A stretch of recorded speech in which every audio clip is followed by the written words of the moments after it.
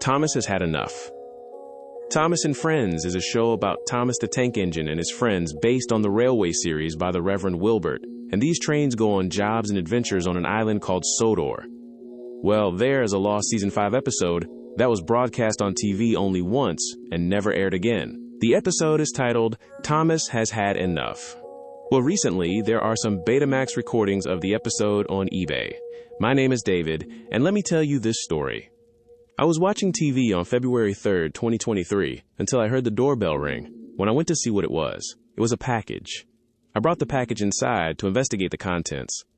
I soon saw a Betamax VHS tape, surprisingly in good condition. The tape is a Thomas and Friends tape, due to the fact it had the logo on it. The episode was titled, Thomas Has Had Enough.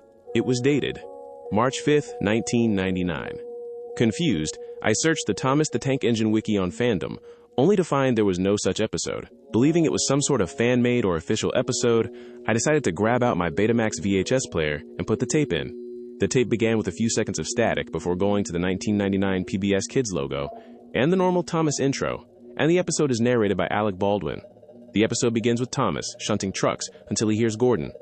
"Thomas! Where are my coaches?" he asked impatiently. "I'm getting them now, Gordon," said Thomas in annoyance. Thomas, however, wasn't in his usual happy demeanor. He had a forlorn look on his face. "What's the matter, Thomas?"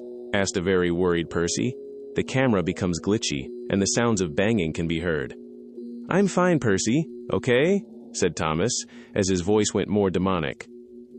This is where the episode takes a turn for the worst. Thomas spotted James, minding his own business. "Out of my way, Red Show-Off!" yelled Thomas, as he bashed James off the tracks, killing him instantly. Everyone, even the engines at the station of Knapford, were shocked by Thomas's actions. "Thomas, what has gotten into you?" asked Sir Topham Hatt, the controller of the railway. But Thomas only said in a demonic voice, "You always tell us what to do." The episode got even worse from there. Thomas then turned to the camera with the most creepiest smile ever before fading to black. The sound of Thomas's whistle was heard, followed by Sir Topham Hatt's scream. "We engines are living machines and not slaves," Thomas shouted off screen. "Thomas, please stop," Bertie said, before Thomas rammed into him, just like in another lost episode. "Thomas and the children." Then, Edward puffed in, and he was also scared by the look of it. "Thomas, stop! We're your friends," he said, but Thomas let out a blood-curdling roar before he pushed Edward and Henry into a smelting pit. "Run!" screamed Gordon, as the engines hid. Thomas, now even more enraged, started to cackle maniacally before Diesel rolled in. "Well done, I'll do the rest," Diesel monologued. As Diesel started to kill the rest of the engines, Percy had ran off to the middle of nowhere, and I never got to see the fate of him.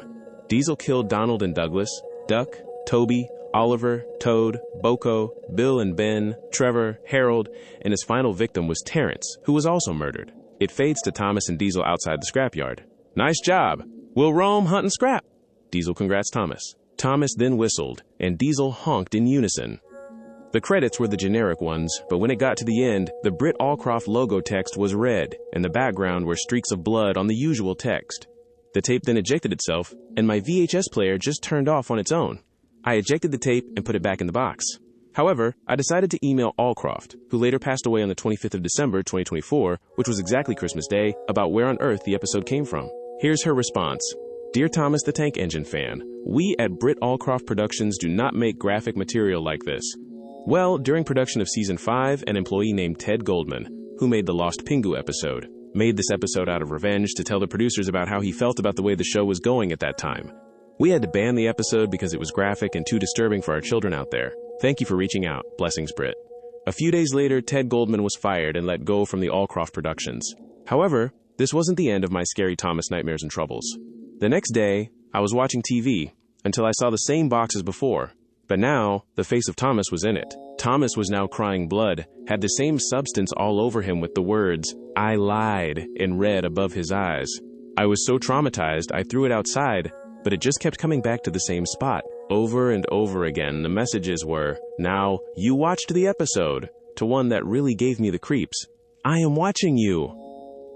I didn't know what it meant, but I soon saw that creepy Thomas again, now with that demonic smile, watching me on the TV, until I decided to unplug it, and the Thomas face never came back ever again. The end.